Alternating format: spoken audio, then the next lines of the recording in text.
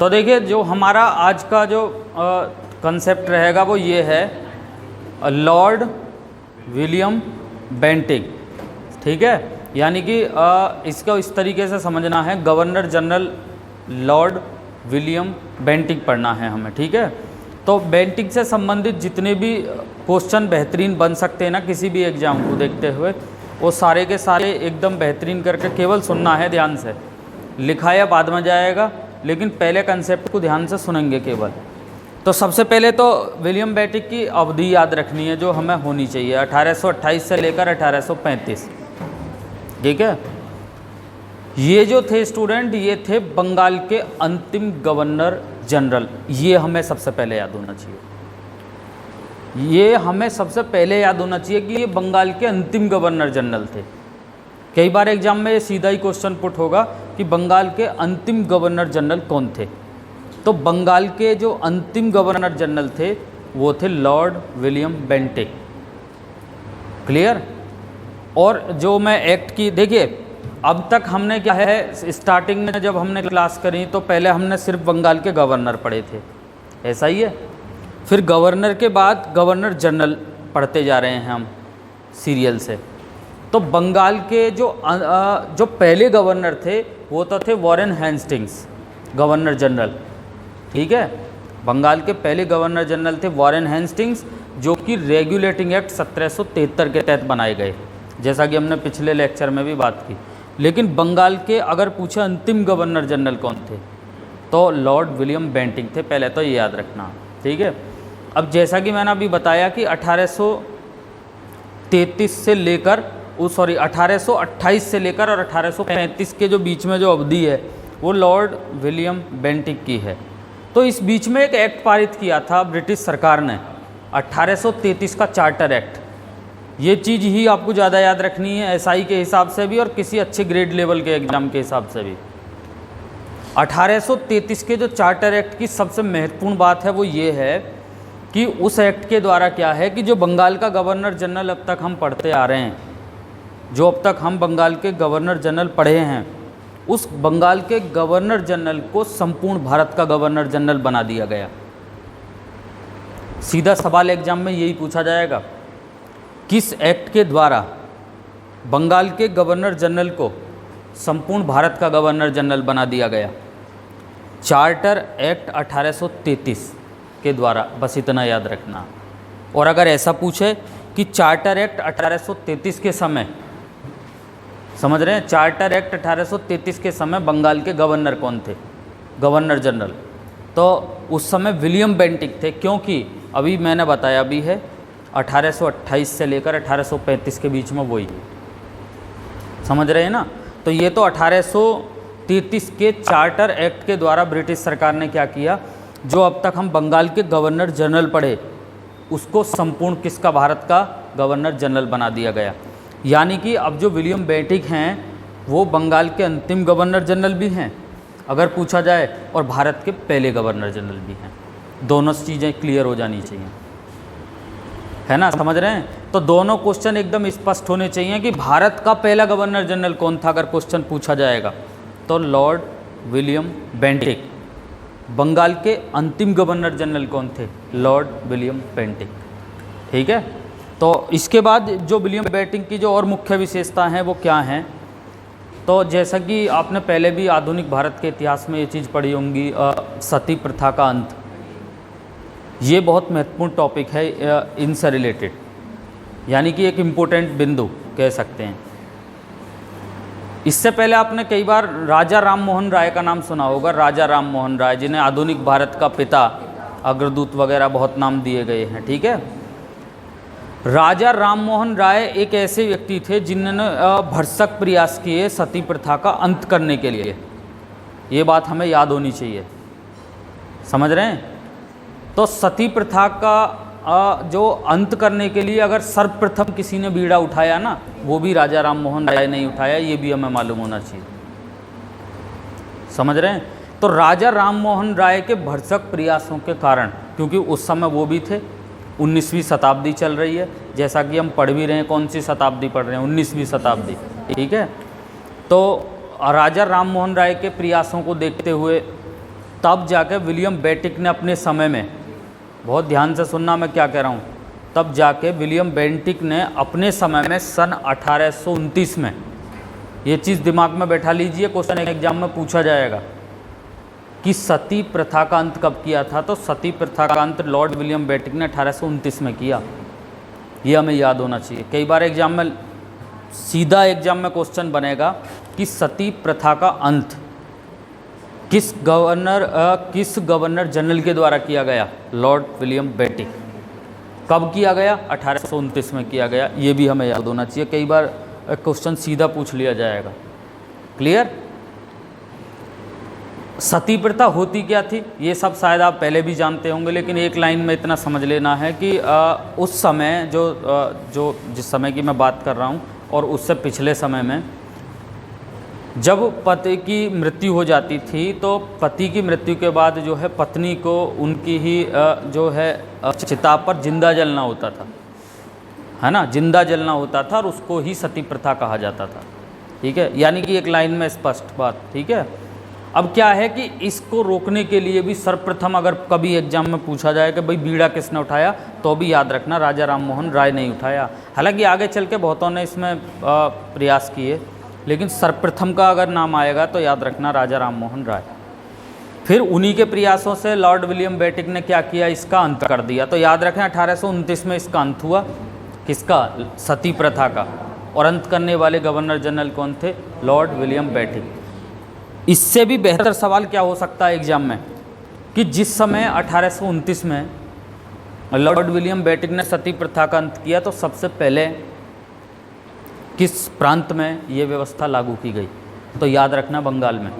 ये question exam में सीधा बन सकता है एग्जाम में, कि सती प्रथा का अंत लॉर्ड विलियम बेंटिक के द्वारा किया गया, सन 1829 में किया गया।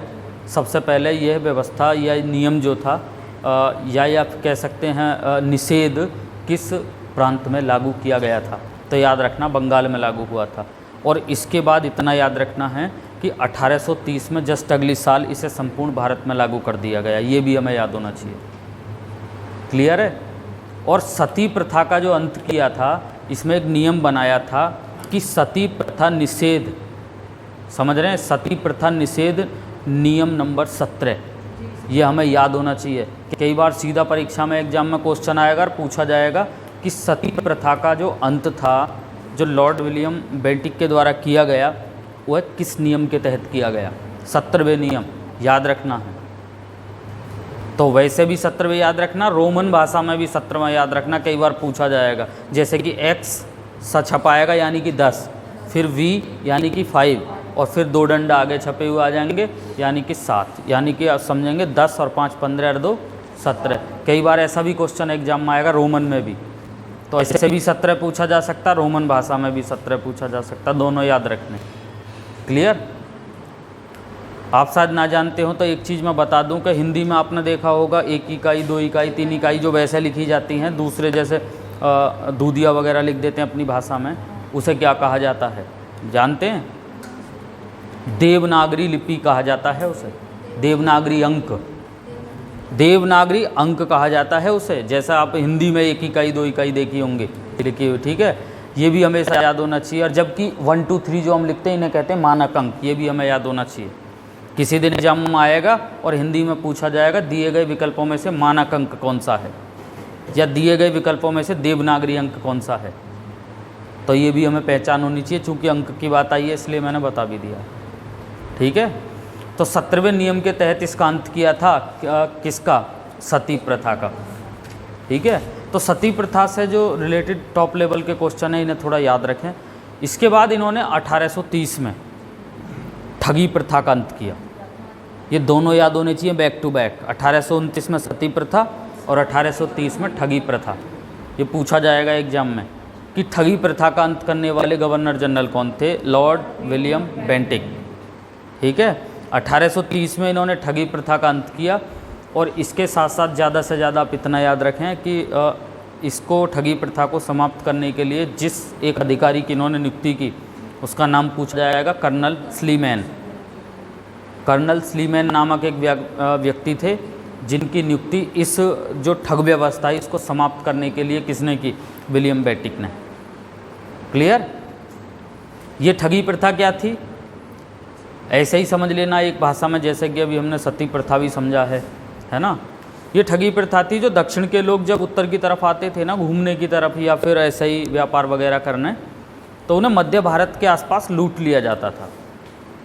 जो दक्षिण भारत के लोग हैं, मान के चलिए जो साउथ के लोग हैं, और जब वो उत्तर भारत की तरफ आते थे व्यापार करने या घूमने के लिए, तो उन्हें मध्य भारत यानी कि मिडिवल इंडिया की तरह, मिडिवल इंडिया में उन्हें लूट लिया जाता था और दाव लगने पर कई बार उनकी हत्या भी कर दी जाती थी। तो उसे कहते थे ठगी प्रथा, वो होते ठग। ठीक है, उससे रिलेटेड एक टॉप लेवल का क्वेश्चन ये तो बन सकता है अगर कभी बना तो, और बनेगा तो करने वाले भी निश्चित है 1% ही होंगे परीक्षा में। वो एग्ज़ाम में ये पूछेगा कि जो ठगों की जो ही वो भाषा कौन सी थी, ये पूछेगा ठगों की भाषा क्या थी। तो ठगों की भाषा सामासी थी, जो याद रखना कई बार पूछा जाएगा। एक बार मैं देख के बता रहा हूँ, हाँ रामासी, सॉरी रामासी भाषा ही ठगों की। और ये ज़्यादा इम्पोर्टेंट क्वेश्चन होगा, कभी पूछ ले कि भाई ठगों की भाषा क्या थी। रामासी जो कि एक सांकेतिक भाषा थी, यानी कि वो कोड वर्ड में बात करते थे, जब भी दूसरा समझ नहीं पाता था तभी उसके वो चंगल में फंस जाते थे कई बार, है ना। तो ये क्वेश्चन कभी बन सकता है कि जो ठगी प्रथा का अंत लॉर्ड विलियम बेटिक के द्वारा किया गया, तो उन ठगों की भाषा कौन सी थी। रामासी भाषा थी जो कि एक सांकेतिक भाषा थी, यानी कि कोड वर्ड में बात करते थे वो, है ना। तो ये चीज़ें याद रखनी है विलियम बेटिक से, कई बार बेहतर सवाल हैं और बन सकते हैं। इनके अलावा विलियम बेटिक पे थोड़ा सा और क्या ध्यान देना है, मैसूर जब हम लास्ट पढ़े, मैसूर, ये वही मैसूर की बात कर रहा हूँ जहाँ के शासक टीपू सुल्तान रहे, हैदर अली रहे। ठीक है, सन 1831 में, बहुत अच्छी तरीके से याद रखना, एक ही लाइन याद रखनी है, सन 1831 में मैसूर को ब्रिटिश साम्राज्य में मिलाया था विलियम बेटिक ने, यानी कि अपने समय में। क्वेश्चन ये पूछा जाएगा कि किस गवर्नर जनरल ने मैसूर को अपने साम्राज्य में मिला लिया था। तो किसने मिलाया था मैसूर को, लॉर्ड विलियम बेटिक ने मिलाया, और 1831 में मिलाया, ये भी याद होना चाहिए। और जैसा कि हम पढ़ ही रहे हैं कि 1828 से लेकर 1835 अवधि किसकी है, विलियम बेटिक। ठीक है, मैसूर के बारे में मैंने इसलिए बता दिया चूँकि मैसूर से रिलेटेड हम पीछे पढ़े भी हैं, एक व्यवस्थित क्वेश्चन पूछे जाते रहे हैं यहाँ पे आधुनिक भारत के इतिहास में मैसूर से। तो ये कभी क्वेश्चन एग्जाम में बनेगा कि किसके समय में मैसूर ब्रिटिश साम्राज्य में मिलाया, या किस गवर्नर जनरल ने मैसूर को अपने साम्राज्य में मिला लिया। 1831 में लॉर्ड विलियम बेटिक ने मिलाया, ये भी याद रखना। ठीक है, हालांकि इसके अलावा 1834 में उन्होंने कुर्ग को भी मिला लिया, कुर्ग यानी कि कुर्ग कर्नाटक, कई बार पूछा जाए। तो ये 2-3 जो हिंट हैं ये कई बार पूछे जाने, इन्हें अच्छी तरीके से याद रखें। साथ ही साथ जो अंतिम पॉइंट है इनका, इसे इतना याद रखना है, जैसा कि मैंने लास्ट पढ़ाया था वेल्लोर का विद्रोह, ध्यान होगा आपके, वेल्लोर का विद्रोह जो सिपाही विद्रोह हुआ था 1806। ठीक है, उस समय गवर्नर जनरल कौन थे, जॉर्ज बाले। ठीक है, एक बेहतरीन सा क्वेश्चन बनेगा और मैं दावे से कह रहा हूँ 1% ही लोग इस क्वेश्चन को कर पाएंगे। अगर आप इस सिंसियर तरीके से पढ़ें तो ही कर पाओगे। 1806 में वेल्लोर विद्रोह हुआ, ये सब जानते हैं। किसके समय में हुआ ये भी सब जानते हैं, जॉर्ज बाले। लेकिन सवाल ये पूछा जाएगा, चूंकि सिपाही विद्रोह था, वेल्लोर में हुआ, तो क्वेश्चन ये बनेगा, बस ये चीज़ याद रखनी है कि वेल्लोर के सिपाही विद्रोह के समय वेल्लोर का गवर्नर कौन था। गवर्नर जनरल नहीं, गवर्नर जनरल तो कौन थे, जॉर्ज बाले। वो क्वेश्चन ये पूछेगा वेल्लोर के विद्रोह के समय वेल्लोर का गवर्नर कौन था, तो याद रखना विलियम बेटिक। यही विलियम बेटिक उस समय गवर्नर जनरल थे, यह हमें याद होना चाहिए। चूँकि हम बेटिक पढ़ रहे हैं मैंने इसलिए बता भी दिया, ये बेहतरीन क्वेश्चन बनेगा और 1% स्टूडेंट ही सिंसियर पर्सन में इस क्वेश्चन को कर पाएगा जब कभी एग्जाम में पूछा जाएगा। चूँकि पीछे की बात है और हम बेटिक पढ़ रहे हैं तो हमें ये चीज़ याद होनी चाहिए। तो सीधा याद रखना, 1806 वेल्लोर विद्रोह के समय गवर्नर जनरल तो थे जॉर्ज बाले। अगर पूछा जाए वेल्लोर का गवर्नर कौन था तो लॉर्ड विलियम बेटिक। क्लियर, इतना याद रखना है दोस्तों। वीडियो को लाइक और शेयर करना ना भूलें।